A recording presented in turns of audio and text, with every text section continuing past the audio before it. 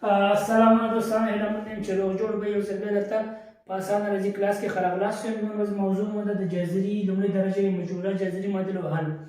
اسان ترینه طریقه څنګه کولی شو لومړۍ درجې مجهوله جذري معادلې حل کړو. یو درې مثاله مې راغلي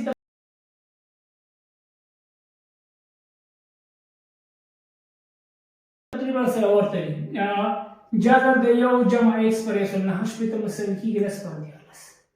د ایکس قیمت یې رانغوښتی څنګه پیدا کوي. که تاسو په طریقې پسې لاړ شئ دواړه خواوې د درجه دوه ده، دوه په توان پورته کوو دا د جذر نه خلاصو بې طرفین او وسطین هغه یې عمومي طریقه ده. خو لنډه طریقه دا ده چې تاسو کله کمپور کې دغه سوالونو سره مخ شئ څنګه کولی شئ ایکس قیمت پیدا کړئ. وبلېږي چې ایکس قیمت مساوي کېږي په هغه صورت کې چې حاصل یې مساوي یو کسر سره دی خو د کسر مخرج د یو سل نهه شپېته جذر دی. یو سل نهه شپېته جذر دیارلس دی.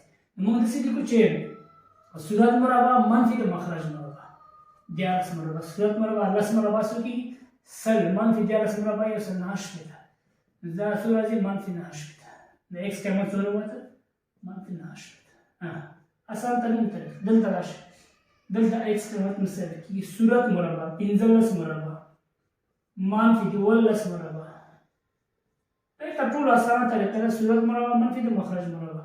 ایکس مساوي کېږي پنځلس مربع دوه سوه پنځه ویشت منفي اوولس مربع دوه سوه نهه اتیا دوه سوه نهه اتیا. ښه دا چې کم کړو ایکس مساوي کېږي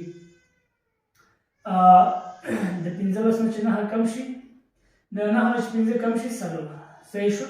اته نه چې دوه کم شي شپږ منفي څلور شپېته. ایکس قیمت څو راووت منفي څلور شپېته. ولې که علاوه منفي وي څه فرق نه کوي. لس مربع منفي د دولس مربع صورت مربع منفي د مخرج مربع لس مربع سل منفي دولس مربع یو سل څلور څلوېښت. دا راځي سل نه چې یو سل څلور څلوېښت منفي څلور څلوېښت جواب پاتې کېږي. خو دا چې علامه منفي ده ایکس قیمت به که دلته منفي جواب راووت مثبت به ونیسي که مثبت و منفي که تاسو حل هم کوئ انشاءالله همدا جوابونه ورکوئ. د کانکور تر ټولو اسانه طریقه تر ټولو ساده طریقه څنګه کولی شئ دومره درجه لومړۍ درجه مجهوله جذري معادلې حل کړئ. هیله مند یم چې ویډیو مو خوښ شوي وي. نن ورځ درس مو خوښ شوی تر بیا ښه وخت سره